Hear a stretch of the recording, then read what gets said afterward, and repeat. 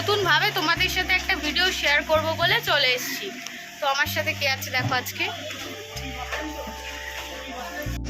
একটা কাজের জন্য কলকাতায় আসা, কিন্তু হঠাৎ করে সারপ্রাইজ পেলাম যে একটা অন্য জায়গায় নিয়ে আসবে আমাকে। তো জায়গাটা কোথায় সেটা তোমাদের একটু পরে দেখাচ্ছি। তো আগে আমরা একটু খেতে এসেছি, খেয়ে নিই, তারপর তোমাদের সাথে দেখা করছি। দেখতে থাকো তাহলে। তো বাড়ি থেকে ব্রেকফাস্ট করে বেরাইনি, তো এখন এই বেলাতে মনে হলো ব্রেকফাস্টটা করা অন্তত উচিত। তাই জন্য অনেক খোঁজার পর একটা দোকান পেয়েছি, ব্রেকফাস্ট করতে বসেছি। বাঙালির সবচেয়ে বড় পুজো দুর্গাপুজো চলে এসেছে। এখন বিজ্ঞাপন, লেখালেখি সব কিছুতেই মেয়েদের দেবীর সাথে তুলনা করা হয়। তার নাকি 10 হাত, সে নাকি সব পারে, নাকি এগুলো বলে আপনারা তাদের দিয়ে সবটা পাড়াতে চান।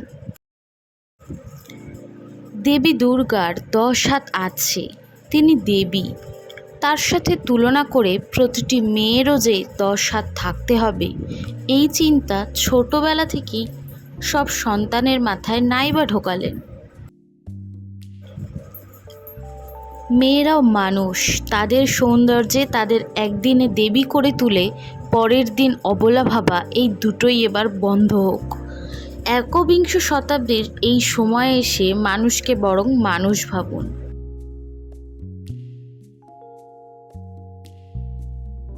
হঠাৎ করে এত ভালো একটা সারপ্রাইজ পাওয়ার আনন্দই আলাদা, কি বলো বন্ধুরা?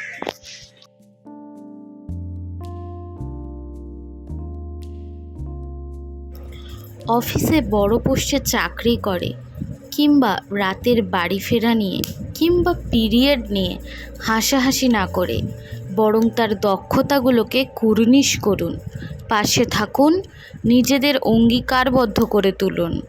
মানসিকতায় পরিবর্তন আনলে নিয়মানুবর্তিতা স্বভাবতই পরিবর্তন করা যায়। বছরে ওই 4টে দিন পায়ে হাত দিয়ে প্রণাম করে দশমীতে বিসর্জনের দরকার মেয়েদের অন্তত নেই, সেটাও বোঝার দরকার আপনাদের আছে। গরমে ক্লান্ত হয়ে পড়ার জন্য এই অ্যাপি ফিস্টি এখন খেতে হবে। আর ইনি কি খাচ্ছেন? প্যান্টটা। কিছু বক্তব্য? প্রচুর গরম লেগে গেছে, একটু ঠান্ডা খাচ্ছি।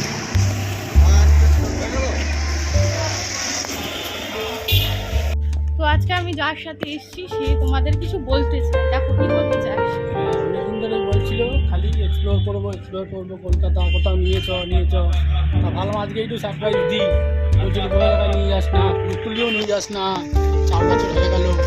আজকে সেই 4 বছরের প্রথম সারপ্রাইজটা আজকে দিয়ে দিলাম। আরেকটা সারপ্রাইজের পরে আছে, ওটাও দেবো। তাহলে তোমরা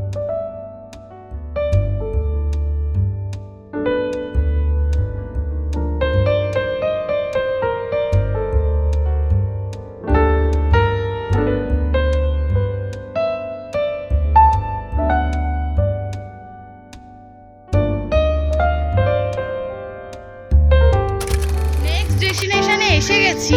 বিগত 4 বছর ওর সাথে আমার সম্পর্ক, প্রায় 4 বছর হয়ে গেছে। সে বিয়ের আগেকার কথা বলছি। বিগত 4 বছরে অনেক দিন ধরে বলেছি এই জায়গাটা আসার জন্যে, কিন্তু কোনোদিন নিয়ে আসিনি। আজকে হঠাৎ করে কি জানি কি মনে হয়েছে হয়তো সারপ্রাইজ দেওয়া উচিত, তাই সারপ্রাইজ ভিজিট করিয়েছি। দেখো এবার কোন জায়গা, বুঝতে পারছো? তো চলো ভেতরে যাওয়া যাক।